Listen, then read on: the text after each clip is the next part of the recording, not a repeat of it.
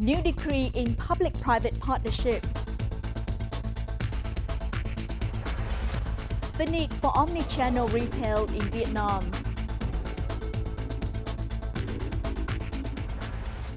Hello there, you're tuning into another edition of BizLine here on VTV International. I'm your host Hoa Hằng, and as usual, we will begin with some economic highlights over the past week.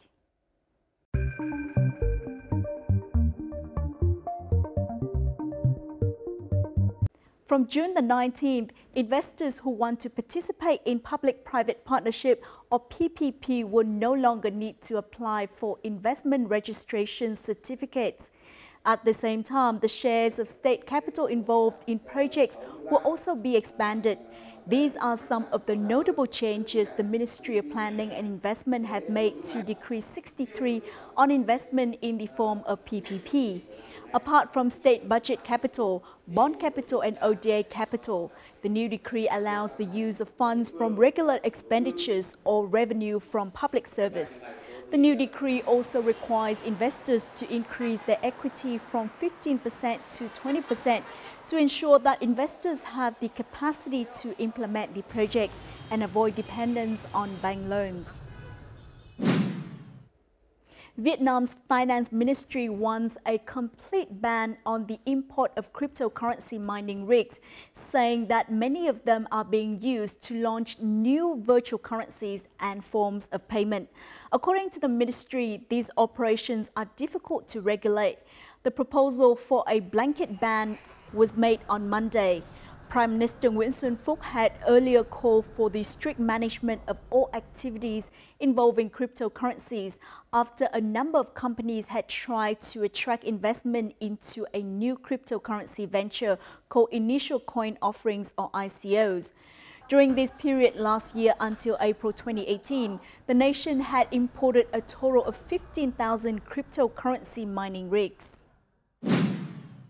The State Bank of Vietnam, or SBV, recently issued the reserve requirement ratio applied to credit institutions and foreign bank branches. Specifically, Vietnam's Bank for Agriculture and Rural Development, or Agribank, and the Cooperative Bank of Vietnam, or Co-op Bank, will apply the reserve requirement ratio that correspond to different types of deposits as follows: 3% on demand deposits and time deposit of less than 12 months in Vietnam Dong, and 1% of time deposits of 12 months plus in Vietnam Dong. For credit funds and microfinance institutions, reserve requirement ratio in Vietnam Dong and foreign currency is 0%. The reserve requirement ratio for other credit institutions remains unchanged. Vietnam is forecast to grow by 6.8% this year before decreasing to 6.5% in 2019 as capacity constraints become more binding. This is according to the World Bank's report entitled Global Economic Prospects, East Asia and Pacific, the Turning Point of the Tides. Released on June the 5th, Vietnam is expected to be the second fastest growing economy in the Asia-Pacific region after Cambodia. The growth forecast for the first quarter of this year stood at 7.38% for Vietnam, the highest in 10 years. Vietnam's economy in 2017 also saw a decade-high growth rate.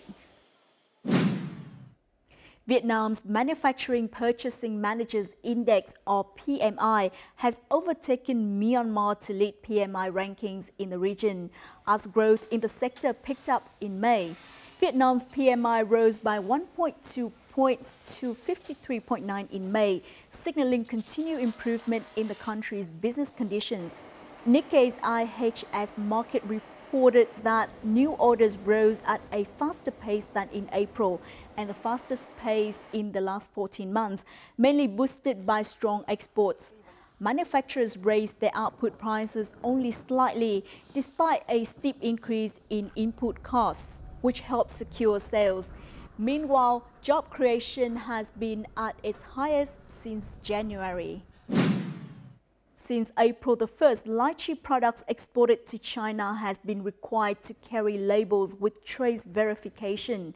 The Hai Duong Department of Industry and Trade has required enterprises in Thanh Hà district to provide photos of their lychee packaging, with labels that verify the origins of their products. Thanh Hà farmers had been trained by local authorities to put labels on their products. This year, local authorities aim for 100% of lychee grown with VietGAP and Global Gap standards to be labeled.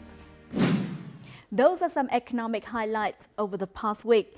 Up next in our crosstalk, let's see how retailers need to adapt to modern shopping trend in Vietnam.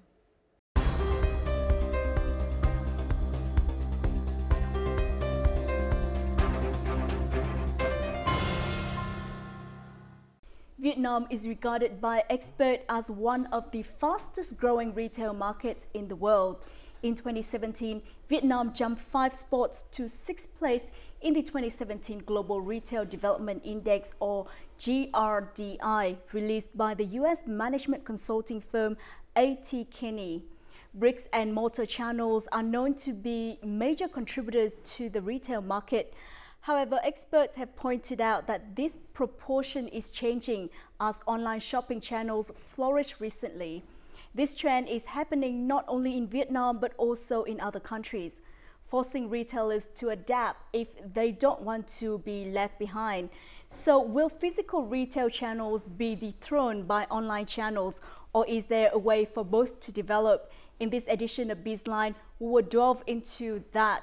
But first, let's take a look at Vietnam's retail market in the following clip. According to the General Statistics Office of Vietnam, revenue from retail in 2017 reached $127.4 billion, a 10.6% rise from 2016, and is also a record high. There are about 4,000 convenience stores, 700 supermarkets, and 125 shopping centers in the country. However, a report from CBRE Vietnam in Hanoi and Ho Chi Minh City shows that 25% of surveyed customers will reduce spending at physical stores, while 40% to 50% said they will buy online more often in the future. Realizing the emerging demand for online shopping, big retailers in Vietnam such as Aeon Mall, Saigon Co-op, and Lotte Mart are making serious investments in their online channels. The new trend is happening even more clearly worldwide with big brands like Walmart and Best Buy. It is apparent that customers now shop more easily, but for retailers, they will have to think harder about their development strategies.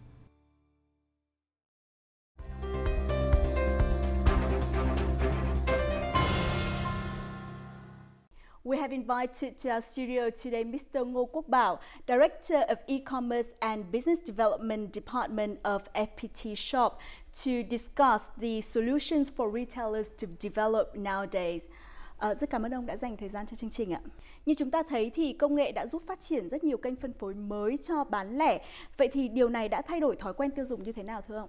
Trước đây khi mà công nghệ chưa có phát triển thì cái hành vi dễ nhận thấy nhất là khi khách hàng có nhu cầu muốn mua một sản phẩm nào đó thì khách hàng thường phải đi đến các cửa hàng bán lẻ vật lý, physical store để tìm sản phẩm. Thì cái đấy là hành vi trước đây.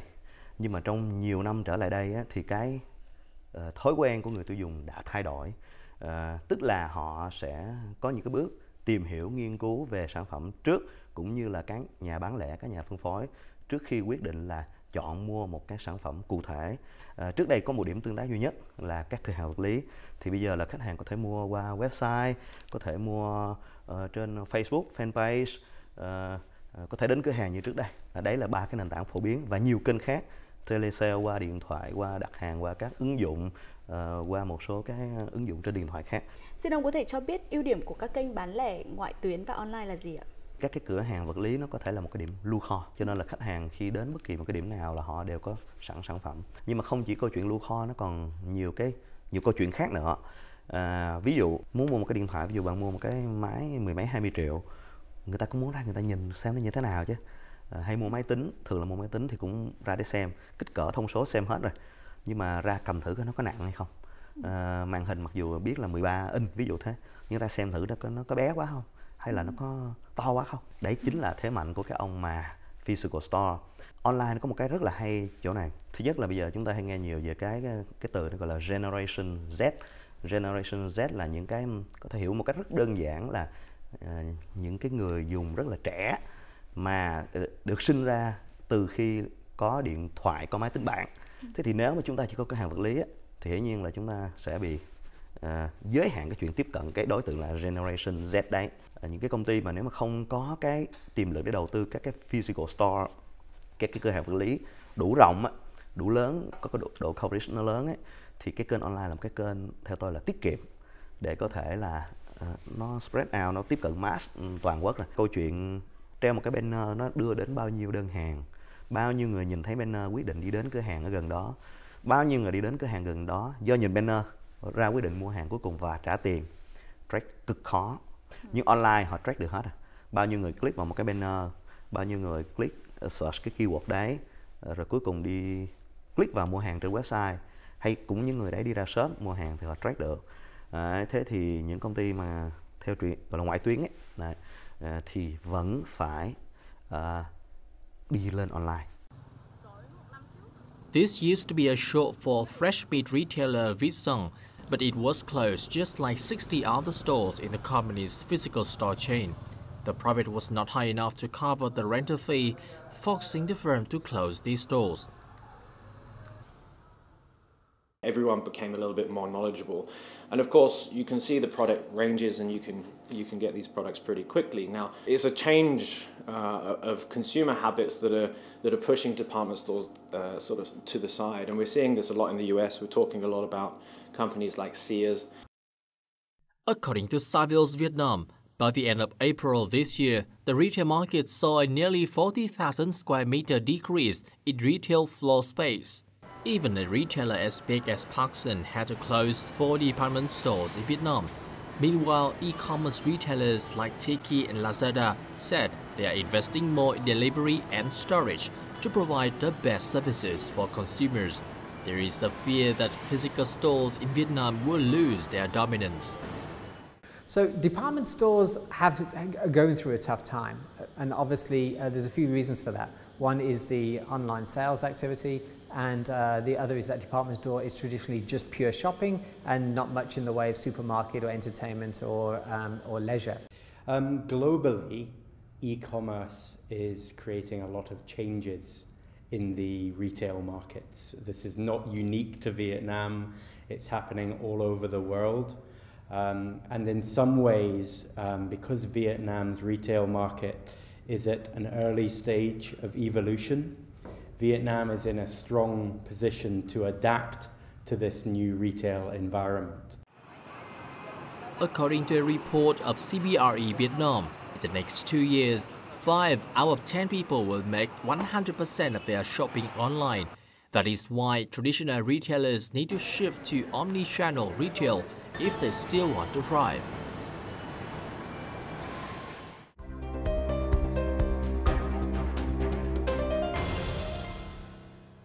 Với một doanh nghiệp bán lẻ mà muốn phát triển đa kênh ở Việt Nam thì thường gặp phải những khó khăn gì? Dựng một cái website rất là đơn giản. Bây giờ bạn có thể chi vài triệu đồng cho đến vài chục triệu là bạn có ngay một cái website này. Nhưng làm thế nào để tận dụng cái chuyện đấy thì nó không có dễ. Kinh doanh theo cái chuỗi cửa hàng vật lý nó hoàn toàn khác với cái tương tác qua cái môi trường online sau này. Thì cái đội ngũ nó phải kịp thời thích nghi, mà để thay đổi một những cái hành vi cũ của bản thân cái đội ngũ cán bộ công nhân viên trong doanh nghiệp ấy, đặc biệt là cái đội tiếp cận với khách hàng ấy, theo một cái kiểu mới thì nó cũng không đơn giản. Rồi cái ngân sách công ty nào dù lớn đến đâu thì nó luôn luôn có một cái giới hạn đó có thể là rộng, có thể là hẹp, nhưng mà nói chung là nó không có vô hạn, nó có giới hạn. Thế thì với một cái ngân sách giới hạn như thế, đầu tư bao nhiêu % cho online, cho offline, cho từng cái kênh thì nó lại không có đơn giản. Các nhà bán lẻ ngoại tuyến cần phải làm gì để có thể phát triển được đa kênh? Cái đầu tiên theo tôi là phải hiểu được cái customer journey, cái hành trình mua sắm của khách hàng. Cái customer journey nó là thế này. Ví dụ trước đó bạn đã vô tình bạn thấy một cái post ở trên Facebook rồi. Là bạn đã có một cái khái niệm về một cái sản phẩm đấy rồi. Sau đó bạn vô tình bạn vào một tờ báo lớn, bạn xem một cái bài viết về sản phẩm đấy kèm theo khuyến mại. Bạn chưa đã quyết định mua hàng, nhưng bạn lại có thêm một cái ấn tượng về cái sản phẩm và cái khuyến mại đấy. Xong bạn lại vô tình nhìn thấy một cái TVC hay một cái bài nói chuyện ví dụ thế này về FPT Shop ở trên VTV, là mới có khái niệm đó rồi, có ông FPT Shop đang tồn tại bán lẻ điện thoại máy tính ấy. Rồi sau đó bạn bắt đầu có nhu cầu rồi, bạn vào Google bạn search, ví dụ iPhone hay là Samsung hay là một cái điện thoại gì đấy, nhưng bạn vẫn chưa mua, bạn search xong nó trả về một cái bài viết bạn đọc, và cuối cùng vô tình bạn thấy một cái banner ở trên một cái trang nào đấy, bạn click vào banner đấy mà đi mua hàng. Thế thì hỏi bao nhiêu % của từng cái hành vi như thế đóng góp vào cái quyết định mua hàng. Cái đơn giản nhất mà đo online thì rất là dễ. Những công ty lớn như Facebook, Google họ hỗ trợ chuyện đấy. Nhưng giả sử bạn click vào banner rồi, bạn không có vào website và mua hàng, bạn đi ra cửa hàng để bạn mua hàng, cái đấy mới khó. Tức là đo từ online đi xuống offline. Thì mỗi công ty sẽ phải có một cái bí quyết đo. Thì lúc đó chúng ta mới biết được là nên đầu tư bao nhiêu. Một cái tiếp theo nữa là cái chương trình khuyến mại nó phải đồng nhất. Cái này cũng là một cái nó lại khác biệt tùy cái công ty. Có công ty đã muốn đẩy riêng cái online, cho nên mua online lúc nào cũng rẻ hơn offline. Nhưng mà theo những cái nghiên cứu của chúng tôi thì là khách đi ra shop mua hàng cái cơ hội kiếm được nhiều tiền hơn. Ví dụ bạn mua một cái điện thoại online, nhân viên tương tác với bạn qua điện thoại để thuyết phục bạn mua thêm một vài món nữa. Có thể thuyết phục được, nhưng mà không nhìn thấy mặt nhau mà. Người Việt và đặc biệt là người Á Đông phải nhìn thấy mặt nhau mới tin tưởng chứ, đúng không ạ? As the first ever supermarket chain to apply e-commerce in Vietnam, Aeon introduced its shopping website at the beginning of 2017, its smartphone shopping app at the end of the year, and made delivery available nationwide. Lotte launched its mobile app at the beginning of 2018, following its e-commerce site. The number of its app users doubled monthly in the first quarter, and the value of each in-app order is about $22, 70% higher than in physical stores. Recently, Saigon Co-op, one of the retailers with the biggest store coverage in Vietnam, said it will apply multimedia e-commerce in the middle of the year to stay competitive with the current trend. According to experts, omnichannel development is the key task for retailers to win their market share. Retailers who already have a strong physical base should find a way to fit into this trend. You have to blur the lines. There is no e-commerce this side and retail this side, or bricks and mortar. There's no more line. You just have to blur them together and then see it as an opportunity, not as a competitor. So you have to bring the online experience into the shopping center, and the shopping center has to go online. Developing omnichannel retail requires better customer service quality, which set retailers apart in the competitive environment. Các siêu thị trong nước chúng ta cũng phải hoàn thiện lại cái quy trình dịch vụ của mình. Chúng ta phải đảm bảo là có được một cái, có thể là đơn vị thứ ba hay bản thân các anh chị làm, không phải chỉ vận chuyển, ngay cả cái người giao hàng đến tiếp cận với khách hàng. Chúng ta phải có thái độ cách phục vụ như thế nào.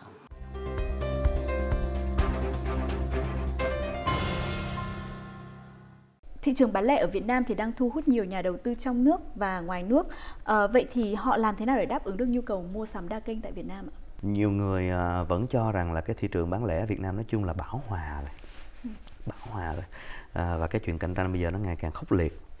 Nhưng mà những thông tin tôi có được trực tiếp từ các quỹ đầu tư và những công ty kinh doanh bán lẻ trên thế giới thì họ đang rất quan tâm đến thị trường bán lẻ Việt Nam. Tiki hay Sen Đỏ đều là những công ty lớn, Lazada nữa.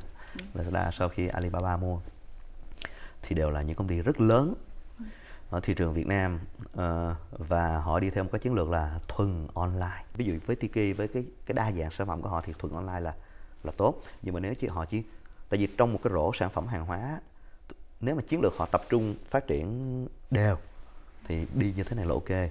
Nhưng nếu mà sau này họ muốn phát triển mạnh những các sản phẩm giá trị cao mà đòi hỏi phải có trải nghiệm thì online không có đủ. Không phải ngẫu nhiên mà một công ty hàng đầu thế giới về online, nền tảng e-commerce, Amazon, mà họ là đầu tư cửa hàng vật lý.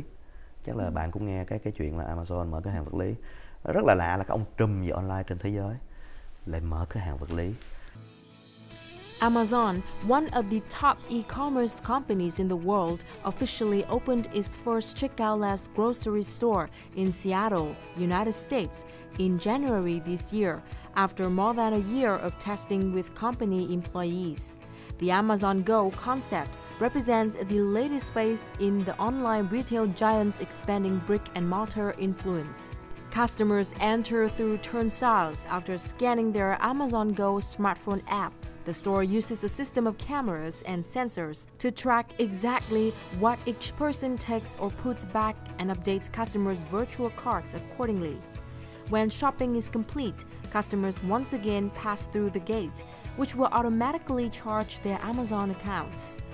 The US-based giant Amazon is not the only retailer that combines online and physical channels through automation. U Fang Chai, a nearly 100-year-old Chinese food retail brand, has developed unmanned systems that help brick-and-mortar stores shave growing labor costs. Customers order and pay by reading QR codes with the Alipay app on their smartphone. The restaurant has cut staff to just 6 employees from 13, and its annual labor costs have more than halved. Added efficiency has also sped up customers' turnover, boosting sales by 40% since the system was introduced. Both these models are expected to expand in the future.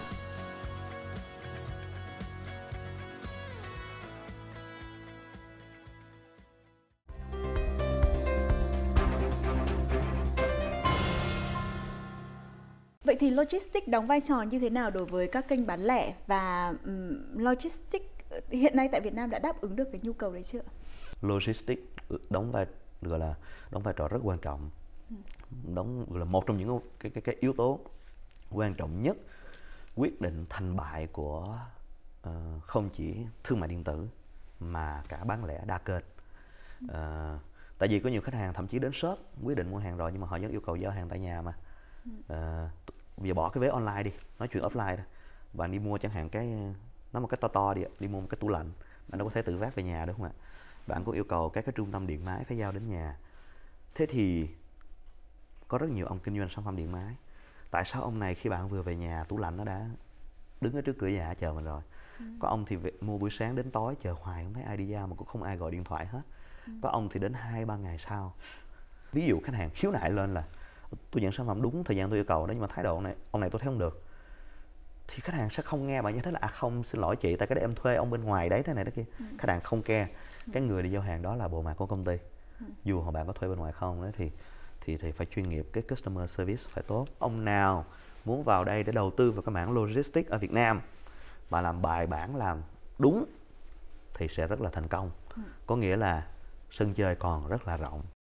Realizing the potential of retail in Hanoi and Ho Chi Minh City, the global delivery firm DHL E-commerce chose them as the first 2 cities in Southeast Asia to launch its same-day delivery services. If there wasn't potential and it wasn't one of the fastest growing countries for e-commerce in Southeast Asia and across the world, you wouldn't have so much investment, not only from companies like DHL, but from local companies as well. Using a motorbike, drivers are able to deliver goods to customers within just 1 hour. This startup is new to the Vietnamese market, and it focuses mainly on providing delivery in cities.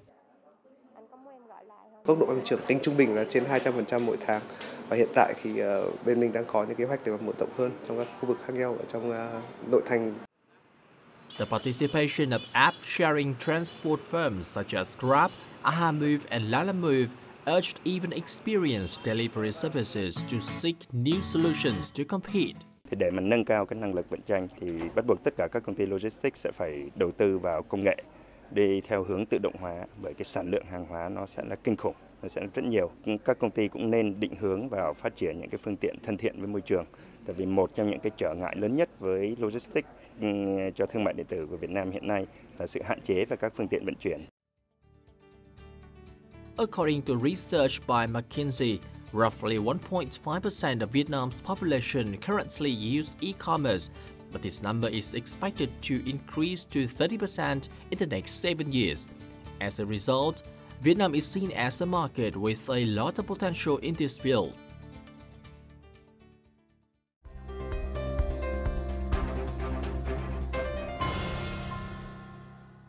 Nền tảng thanh toán online ở Việt Nam thì cần phải thay đổi như thế nào để có thể đáp ứng được cái nhu cầu mua sắm đa kênh đang rất phát triển hiện nay? Đầu tiên là nói với một công ty kinh doanh bán lẻ thì quan tâm đầu tiên có 2 cái quan tâm này rất quan trọng. Thứ nhất là phí nó phải rẻ.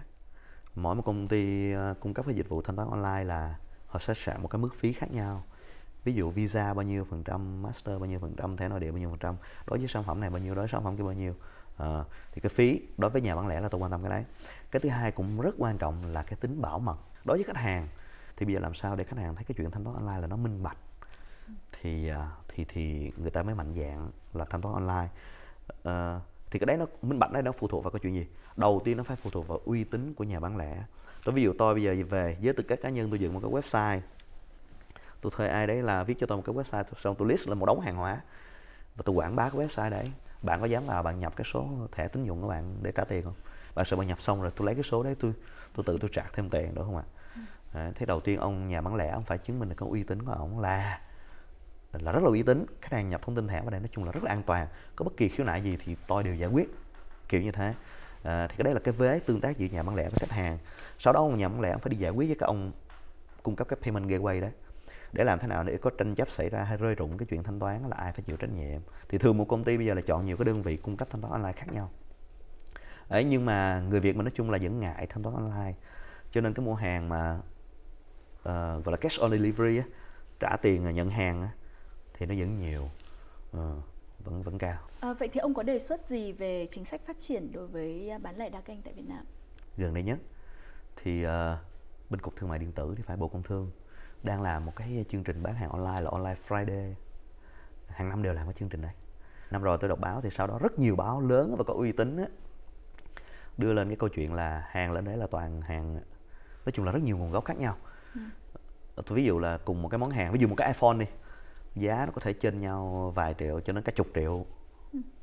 Tại vì những ông bán hàng xách tay, hàng không rõ nguồn gốc cũng niêm yết lên, ông bán hàng chính hãng cũng niêm yết lên, xong rồi lại có câu chuyện là nâng giá lên rất cao, xong sau đó hạ lại để cho khách hàng thấy là tôi giảm giá rất nhiều. Đấy, thì nói với góc độ vĩ mô ấy, thì làm thế nào phải các cơ quan quản lý nhà nước phải ngăn chặn được câu chuyện đấy để tạo ra một cái sân chơi minh bạch. Cái thứ hai là nên có những chính sách để phát triển cái thanh toán, hồi nãy bạn vừa hỏi cái thanh toán online, tạo cái sân chơi, tạo cái cơ chế để cho cái người mà bây giờ rất nhiều cái fintech vào Việt Nam đấy thì cung cấp những cái kênh thanh toán cho nó thuận tiện, nhanh chóng và giá cả mức phí rất là hợp lý. Rất cảm ơn ông đã dành thời gian cho chương trình. Xin cảm ơn chị.